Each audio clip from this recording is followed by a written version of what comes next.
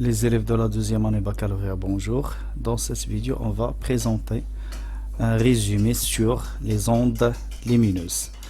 Donc, premièrement, principe de propagation rectiligne de la lumière. Dans un milieu matériel, transparent et homogène, la lumière se propage en ligne droite.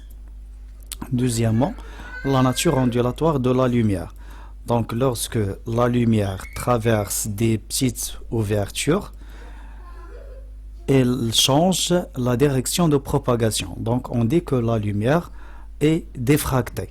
Et comme la diffraction est une caractéristique des ondes, on conclut que la lumière a une nature ondulatoire. Donc, la diffraction est un phénomène caractéristique des ondes.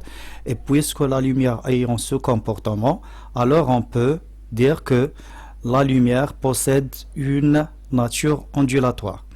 La lumière monochromatique. Une lumière monochromatique est formée d'une seule radiation et ne subit pas de décomposition lorsqu'elle traverse un prisme.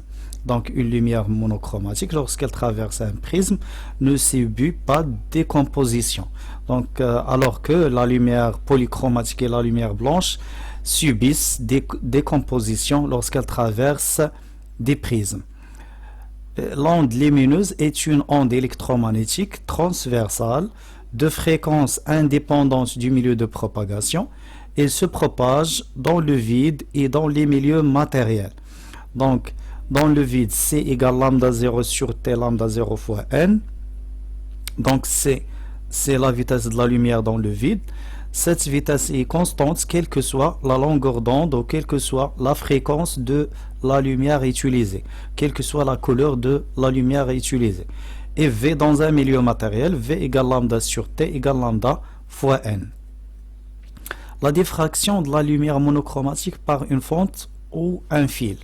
Donc les tâches constituant la figure de diffraction sont réparties sur un axe perpendiculaire à la direction de la fente.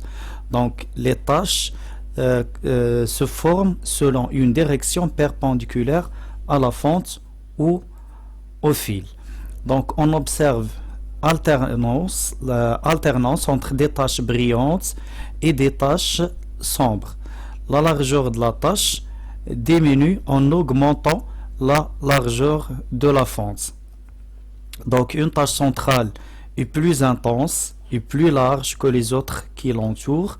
Ce phénomène est plus important quand la largeur de la fente est de même ordre de grandeur de la longueur d'onde de la lumière étudiée. Donc cette phrase représente la condition d'avoir ou de visualiser le phénomène de diffraction. Donc la largeur de la fente doit être de même ordre de grandeur de la longueur d'onde. L'écart angulaire θ entre la direction initiale et la première extinction. Donc θ égale lambda sur A, θ en rad, lambda et A en mètres. Donc θ, on dit que θ est proportionnel à 1 sur A. θ est proportionnel à 1 sur A. Donc θ en fonction de 1 sur A, c'est une fonction linéaire de coefficient directeur lambda. Autre expression, l'expression géométrique. Donc tangente θ égale θ et graphiquement tangente θ égale L sur 2D. Donc L égale de D lambda. Donc L en fonction de 1 sur A est une fonction linéaire de coefficient directeur de D fois lambda. La réflexion et la réfraction. La réflexion est le changement de direction d'une onde lumineuse qui a lieu à la surface de séparation entre deux milieux, afin de revenir au milieu initial. Donc une lumière incidente subit le phénomène de réflexion, donc on obtient une onde réfléchie. La réfraction est le changement de direction que subit un rayon lumineux lorsqu'elle traverse la surface de séparation entre deux milieux transparents. Donc la lumière incidente, lorsqu'elle arrive à la surface de séparation entre deux milieux, elle subit un changement de direction dans le deuxième milieu. Donc on dit que la lumière est réfractée. La deuxième loi pour la réflexion. Donc pour la réflexion, l'angle d'incidence entre la lumière incidente et la normale égale l'angle de réflexion entre la lumière réfléchie et la normale. L'indice de réfraction N égale C sur V. N, l'indice de réfraction du milieu transparent, C, la célérité dans le vide, et V, la célérité dans le milieu transparent. Il y a une autre expression, donc N égale C sur V. C, c'est lambda 0 fois la fréquence. V, c'est lambda dans le milieu fois la fréquence. Et comme la fréquence est indépendante du milieu de propagation, on obtient N égale lambda 0 sur lambda. Lambda 0, c'est la longueur d'onde dans le vide, et lambda, la longueur d'onde dans le milieu considéré. Donc la deuxième loi de Descartes pour la réfraction, donc l'indice de réfraction du premier milieu, N1, fois sinus de l'angle d'incidence, égale N2 fois sinus de l'angle de réfraction. Donc toujours le milieu qui a un indice de réfraction supérieur a un angle inférieur. Donc Cn1 est supérieur à N2 et est inférieur à R. Donc l'angle de déviation c'est l'angle entre la direction d'incidence et la direction de réfraction. Dans ce premier cas, D égale I moins R.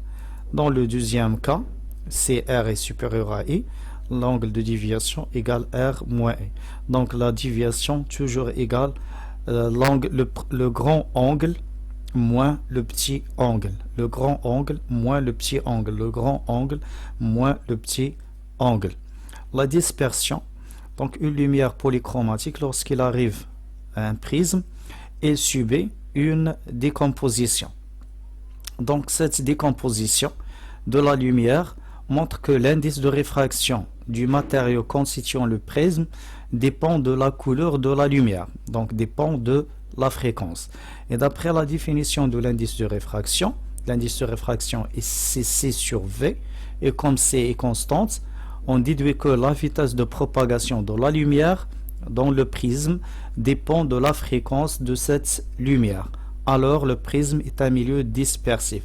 Donc l'indice de réfraction d'un milieu matériel dépend de la couleur de la lumière, dépend de la fréquence de cette lumière.